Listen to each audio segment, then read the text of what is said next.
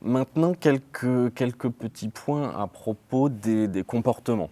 Vous m'avez déjà entendu dire plusieurs fois le mot comportement. L'ABA se focalise sur les comportements, mais qu'est-ce que c'est que des comportements?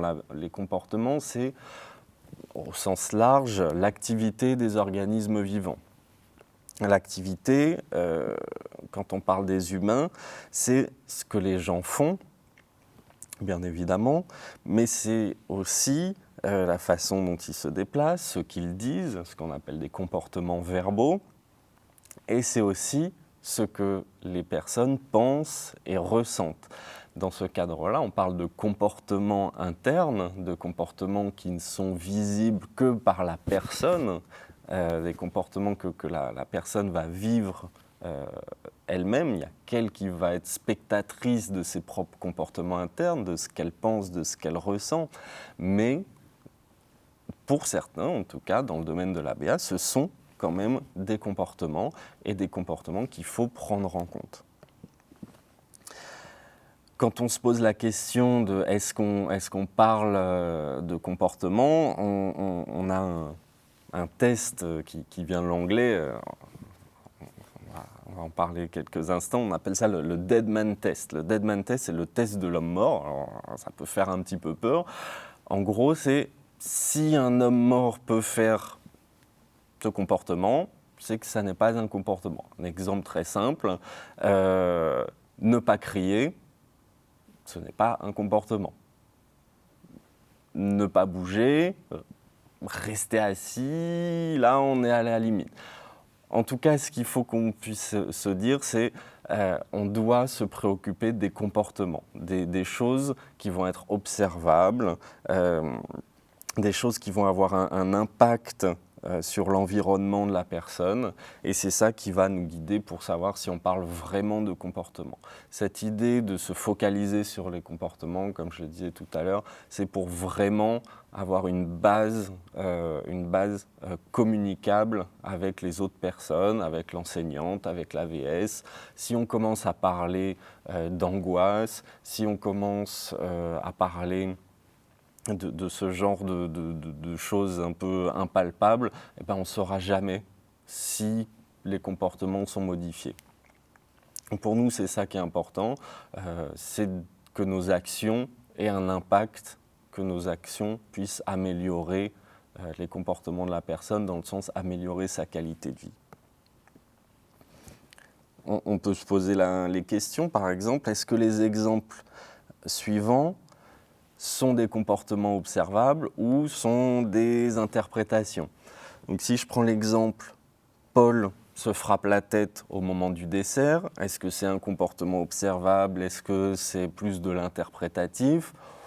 A priori, se frapper la tête au moment du dessert, on est sur quelque chose d'observable. Je pense que n'importe qui pourrait, s'il voit le comportement, se dire « oui, ça, je suis d'accord, c'est se frapper la tête ». Si on prend un comportement, une définition qui serait comme Jeanne déteste quand sa maman prend un autre chemin, est-ce que là on est sur quelque chose d'observable ou quelque chose d'interprétatif? On peut se poser la question, a priori c'est plus de l'interprétation. Quelles sont les choses observables, visibles, qui nous font utiliser le mot déteste? Est-ce qu'elle s'agite? Est-ce qu'elle marmonne? Est-ce qu'elle crie? Est-ce qu'elle donne des coups de pied dans le siège? Et c'est ça qui va nous permettre de savoir si on mettait en place un programme ABA pour que Jeanne puisse accepter quand sa maman prend d'autres chemins. Est-ce que ça fonctionne? Est-ce que ça diminue les coups de pied qu'elle donne dans le siège? Est-ce que ça diminue les cris, etc. Juliette ne comprend pas les exercices de mathématiques. Qu'est-ce que c'est ne pas comprendre? C'est pas très observable. On ne peut pas voir si la personne comprend ou ne comprend pas. Peut-être qu'elle peut nous le dire. Et là, à ce moment-là, on a un comportement verbal, observable, qu'on peut partager tous ensemble. Si on a Antoine aime bien mettre des perles sur un fil, c'est la même question. Est-ce que ça, on peut le savoir? Qu'est-ce qui nous fait savoir que cet enfant aime bien? Quels sont les comportements observables? Est-ce qu'il sourit? Est-ce qu'il nous le dit, j'aime bien? Est-ce qu'il continue à le faire pendant quelques minutes de suite? Voilà. C'est ça qui va nous intéresser, c'est ces comportements-là, pas l'interprétation de aimer quelque chose. Anna tente de se lever en moyenne 8 fois lors du cours de mathématiques. Et bien là, on a quelque chose de très observable. Vera frappe ses camarades lors de la récréation, c'est observable. On pourrait peut-être spécifier ça un petit peu plus. Qu'est-ce que c'est frapper? Est-ce que c'est un coup de pied? Est-ce que c'est un coup de poing? Bon. Mais voilà, vous avez compris l'idée. Quand on parle d'analyse du comportement, on parle de quelque chose de vraiment observable. Comme je l'ai dit, pour enseigner, pour modifier, pour diminuer des comportements, il va falloir qu'on les définisse correctement. Qu'est-ce que ça veut dire correctement?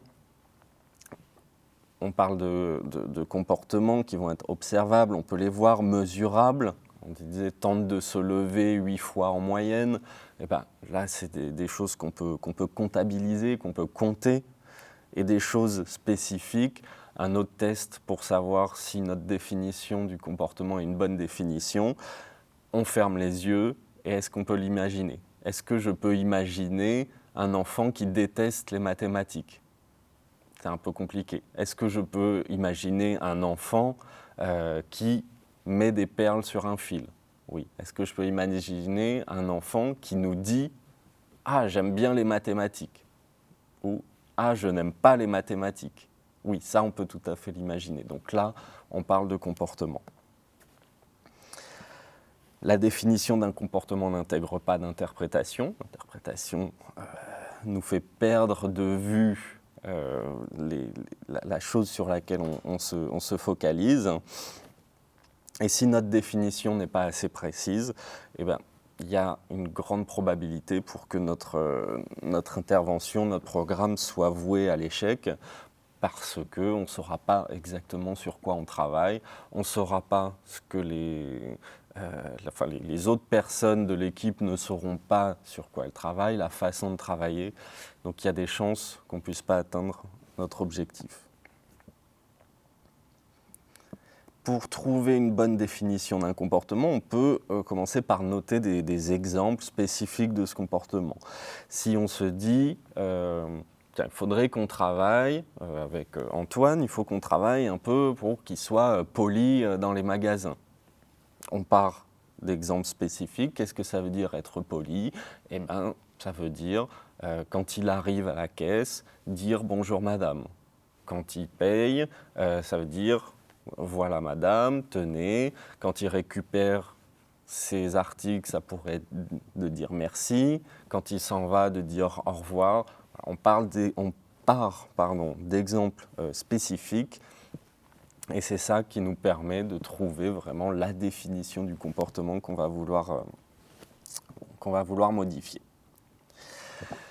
J'ai dit un petit peu plus tôt que l'analyse du comportement, l'ABA, est basée sur des faits scientifiques. Je vais prendre quelques instants sans rentrer vraiment dans les détails qui peuvent être assez compliqués, mais rester quelques instants sur certains de ces principes fondamentaux, de ces principes qui fondent l'ABA et qui vont nous permettre d'utiliser des procédures assez spécifiques, comme ce dont on parlera après, le renforcement, les guidances, etc.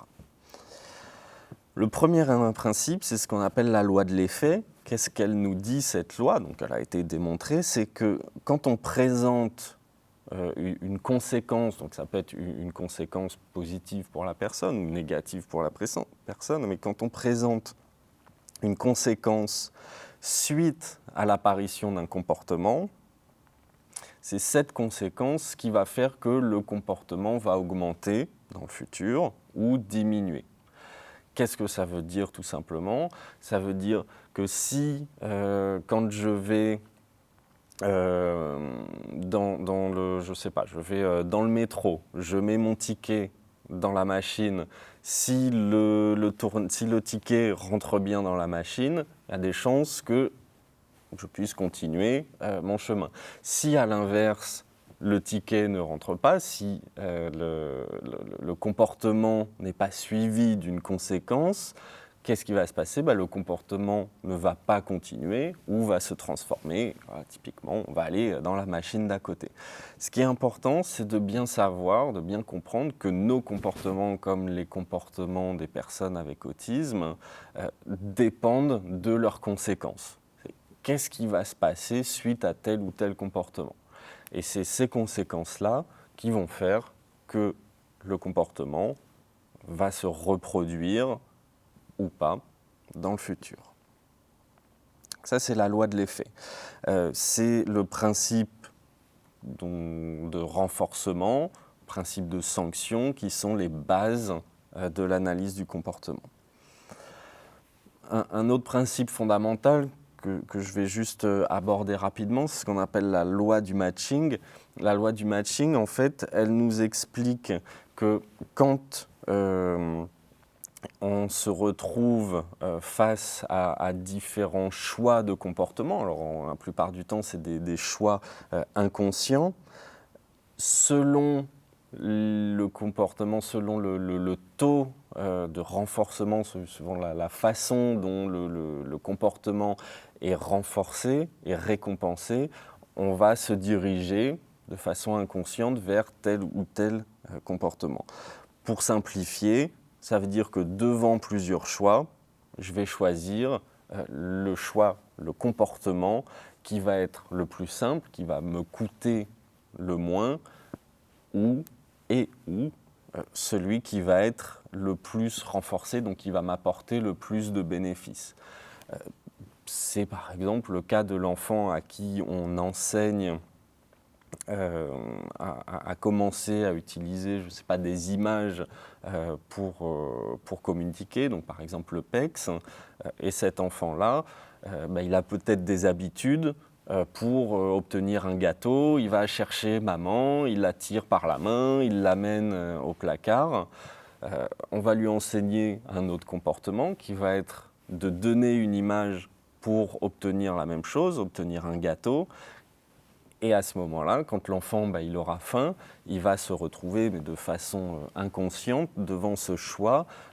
Qu'est-ce que je fais? Est-ce que je donne l'image à maman ou est-ce que je la tire jusqu'au placard où sont les gâteaux? Et c'est cette loi, la loi du matching, qui va nous permettre de comprendre pourquoi l'enfant va parfois aller beaucoup plus facilement prendre son image ou parfois continuer à aller chercher maman par la manche pour l'amener vers le placard. C'est l'exemple que j'avais pris, ou c'est l'exemple où on se retrouve tous régulièrement confrontés à ce dur dilemme: où est-ce que je vais manger ce midi? Est-ce que je vais dans le petit restaurant là? Est-ce que je vais à la brasserie à côté? Est-ce que je vais là? Et notre choix se fait de façon inconsciente, parfois un peu consciente, sur qu'est-ce que ça nous coûte? Est-ce que c'est plus loin? Est-ce que la nourriture est meilleure? Est-ce qu'on est servi plus vite? Et c'est tous ces éléments-là qui sont décrits dans la loi du matching, qui permet d'expliquer certains des comportements. Maintenant, je vais vous parler d'une notion qui est très importante. On va appeler ça un petit peu le schéma global qui va nous permettre d'analyser les comportements des personnes en général. Dans ce qui nous concerne, les personnes avec autisme, c'est un comportement qu'on modélise de cette façon-là, A, B, C. C'est un schéma qui représente une suite temporelle, une suite d'événements. Le A étant ce qu'on appelle l'antécédent, un antécédent, donc quelque chose qui se passe avant un comportement. On a ensuite le B, B pour behavior, le comportement qui apparaît, et une petite flèche, après ce comportement, il y a des conséquences. Donc il y a un antécédent, quelque chose, par exemple j'ai faim, le comportement, je vais au restaurant, et le C, quelle est la conséquence? Et c'est ce schéma-là qui va nous permettre de comprendre, d'analyser tous les comportements, que ce soit les comportements appropriés, adaptés, on va dire les bons comportements, que ce soit les comportements non appropriés, non adaptés, les comportements problèmes, que ce soit les comportements guidés, aidés, c'est-à-dire les comportements de l'enfant à qui on enseigne des choses, ou que ce soit des comportements spontanés, des comportements qui ne sont pas guidés, mais des comportements que l'enfant émet spontanément. Ce schéma, il est vraiment important. C'est vraiment la base qui nous permet de comprendre une très très grande majorité des cas. Pour continuer sur ce schéma, avant un comportement, il y a le A, l'antécédent. Par exemple, quelqu'un qui dit à l'enfant avec autisme « bonjour » ou qui lui dit 8 fois 2 égale. Donc ça, c'est l'antécédent. Ensuite, on a le comportement lui-même, le B. Quelqu'un a dit bonjour à l'enfant avec autisme, l'enfant va lui répondre bonjour ou va donner la réponse 16. Ça, c'est le comportement. Et ensuite, il y a les conséquences du comportement. Par exemple, la personne qui va répondre à l'enfant « Ah, coucou, je ne t'avais pas vu » ou la personne qui va dire à l'enfant « Bah oui, c'est très bien, 8 fois 2, c'était 16, tu as raison, ce n'est pas 32 ». Donc c'est cette conséquence qui va faire que le comportement va se reproduire ou pas dans le futur. Quelques points de terminologie. Le A, l'antécédent, c'est aussi ce qu'on appelle un stimulus discriminatif. C'est l'antécédent qui évoque l'apparition du comportement. On parle d'évoquer par opposition au comportement réflexe, mais ça c'est un autre domaine. Là, dans le schéma ABC, on parle de comportement appris. On est dans un cadre différent des comportements réflexes. D'autres exemples, si on a un antécédent, un stimulus discriminatif, qui est par exemple le téléphone qui sonne. Le téléphone sonne, en général, pas toujours, on verra un petit peu des cas particuliers. En général, qu'est-ce qu'on fait? On va se diriger vers le téléphone et on répond. Quelle est la conséquence? Entendre la voix d'un ami. Mais vous imaginez bien, un petit peu d'avance, que si ce qu'on entend en général quand on répond au téléphone, c'est la voix de quelqu'un qui essaye de vous démarcher pour vendre des fenêtres, ça ne va peut-être pas avoir la même conséquence sur vous. Si vous avez faim, vous pouvez aller vers le réfrigérateur, vous trouvez quelque chose à manger, la faim se réduit. La conséquence est que vous avez moins faim. Si vous voyez un camarade à l'école, ou si l'enfant avec autisme voit un camarade à l'école obtenir des félicitations, eh ben peut-être que quelque part, lui aussi, il veut des félicitations. Peut-être qu'on va avoir un comportement un petit peu moins adapté. Il va se mettre à crier. Pourquoi? Pour obtenir de l'attention, pour qu'on s'occupe de lui. Si vous avez mal à la tête, vous allez peut-être prendre un médicament. Prendre un médicament pour que la conséquence soit une réduction de ce mal de tête. Si en antécédent, en stimulus discriminatif, on a l'éducateur qui dit à l'enfant « Tiens, fais le puzzle », peut-être que le comportement de l'enfant sera de faire le puzzle. Et une fois que le puzzle sera fait, qu'est-ce qui se passe?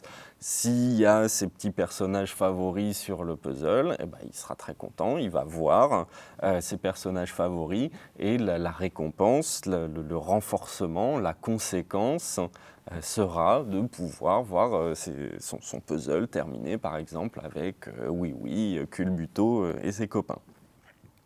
Mais dans d'autres cas, ça ne va pas être la même chose. L'éducateur va peut-être demander à l'enfant « fais le puzzle » et l'enfant va jeter le matériel. Jeter le matériel, quelle est la conséquence? on arrête l'activité, il n'y a plus de matériel, il n'y a plus de puzzle à faire, et l'activité va peut-être s'arrêter. Donc, dans tous ces exemples-là, on voit que le schéma ABC nous permet de commencer à comprendre un petit peu quelles sont les raisons des comportements. Et on va se baser sur ce schéma-là pour modifier les choses, en particulier quand il y a des comportements problèmes, comme crier ou jeter le matériel. Ce modèle ABC, c'est une simplification de la réalité. Il était un petit peu trop simple et depuis, on va dire, une dizaine, peut-être une quinzaine d'années, il y a un nouveau modèle qui émerge, qui s'appelle un modèle MABC. C'est un modèle dans lequel on incorpore une nouvelle variable, une variable qu'on appelle la motivation. Dans ce modèle, la variable motivation, c'est un état interne, mais pourquoi? Parce qu'on fait de l'ABA, donc on est quand même scientifique. Bien que ça soit interne, qu'est-ce qui nous indique que cette variable est en train d'être activée? C'est deux événements, deux choses observables, deux critères, qui sont la modification de la valeur renforçante du stimuli, de l'intérêt du stimulus, et la modification du taux d'apparition des comportements. On va reprendre des exemples précédents pour tout bien comprendre. Si on entend le téléphone sonner, c'est le stimulus discriminatif, le A. Selon notre motivation, suivant les événements motivationnels, on va avoir certains comportements ou pas d'autres.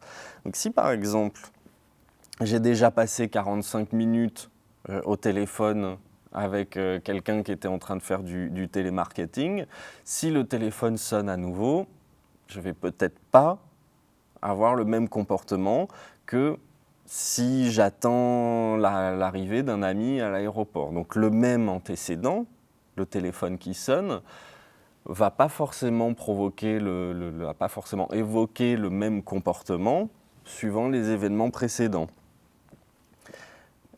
Dans un cas, je vais peut-être me diriger vers le téléphone et répondre. Dans l'autre cas, peut-être pas, parce que les conséquences seront différentes. Entendre la voix d'un ami qui arrive, qui vient de se poser, qui me dit « j'arrive, je te rejoins », ou d'avoir encore le risque de tomber sur quelqu'un qui vous fait du télémarketing. Donc on a vraiment ce modèle ABC avec cet antécédent qui va être modulé, la valeur de cet antécédent va être modulée par les événements motivationnels. Si je vois mon camarade se faire féliciter en classe ou obtenir une image, obtenir des bons points, selon ce qui s'est passé auparavant, suivant les événements précédents, le contexte précédent, je vais peut-être avoir des comportements différents. Si moi-même, j'ai obtenu des félicitations juste avant, ou si je n'ai pas eu de félicitations depuis une minute, 10 minutes ou même 1 heure. Dans un cas, peut-être que je vais avoir le comportement de crier, si j'ai entre guillemets ce manque d'attention, et si j'ai eu de l'attention juste avant, je ne vais peut-être pas crier, parce que donc, j'ai déjà bien obtenu de l'attention. Un dernier exemple, lorsque l'éducateur me demande de faire un puzzle, si le matériel utilisé, c'est un matériel qui représente le personnage qu'il adore, par exemple, oui, pour reprendre celui-là, ou si c'est un puzzle qui représente un paysage avec un arbre et 3 moutons, là, le comportement va pas forcément être le même. Dans un cas, peut-être que l'enfant va avoir, entre guillemets, envie, va être motivé pour faire le puzzle. Dans l'autre cas, peut-être pas. Les comportements vont être différents selon les antécédents immédiats, l'éducateur qui demande de faire le puzzle, ou selon, selon la motivation, les aspects motivants de la situation.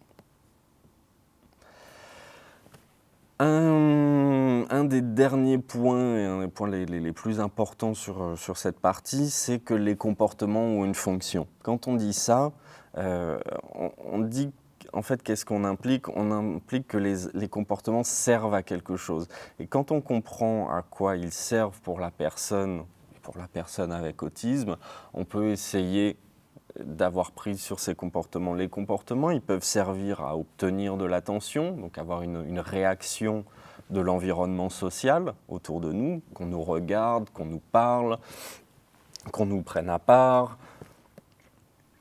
Les comportements, ils peuvent servir à obtenir quelque chose de concret, de tangible, par exemple obtenir une activité, son puzzle, son jeu à billes, obtenir les petites voitures, obtenir quelque chose de vraiment tangible, un objet. Les comportements, ils peuvent aussi servir à échapper à quelque chose, à échapper à une situation désagréable, une situation aversive, échapper à la cour de récréation ou échapper à la cantine où il y a du bruit dans tous les sens, il y a du bruit, il y a des odeurs, ça peut être très désagréable pour certaines personnes avec autisme. Échapper à une activité qui nous déplaît ou une activité qu'on a déjà faite des dizaines de fois. Les comportements, ils peuvent aussi servir à ce qu'on appelle de l'autostimulation. L'autostimulation, c'est des comportements qui ne servent pas à obtenir de l'attention, ce n'est pas des comportements qui ont une valeur sociale, ils ne nous permettent pas d'obtenir quelque chose de concret, tangible, c'est des comportements qui vont être renforcés par eux-mêmes. C'est typiquement ce qu'on peut avoir chez les personnes avec autisme qui peuvent se mettre à tourner, à marcher en tournant ou à battre des bras, donc ce genre de choses-là, donc des comportements qui sont renforcés par eux-mêmes. Un dernier point, il faut savoir, et ça on en reparlera quand on parlera des comportements problèmes, que des comportements différents peuvent aussi servir à la même chose. Servir à la même chose, ça veut dire que crier, parfois, ça peut nous permettre d'attirer l'attention. Crier, parfois, ça peut nous permettre d'obtenir quelque chose. Attends, arrête de crier, je vais te mettre la télévision. Parfois, crier, ça peut être juste de l'autostimulation. Et ça, c'est vrai pour tous les comportements. Donc, quand on va penser à un comportement en particulier, on va essayer de comprendre sa fonction, sa ou ses fonctions, savoir à quoi il sert, et c'est ça qui va nous guider pour la diminution des comportements problèmes en particulier. Enfin, un même comportement peut servir à plusieurs choses. C'est exactement ce que j'étais en train de dire auparavant, en fait.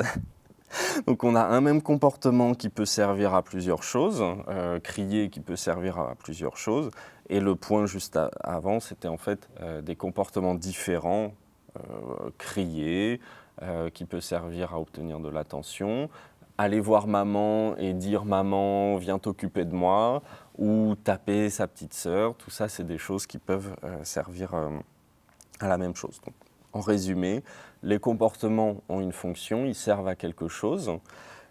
Des comportements différents peuvent avoir la même fonction. Et à l'inverse, un même comportement peut avoir des fonctions différentes selon les moments ou selon les lieux.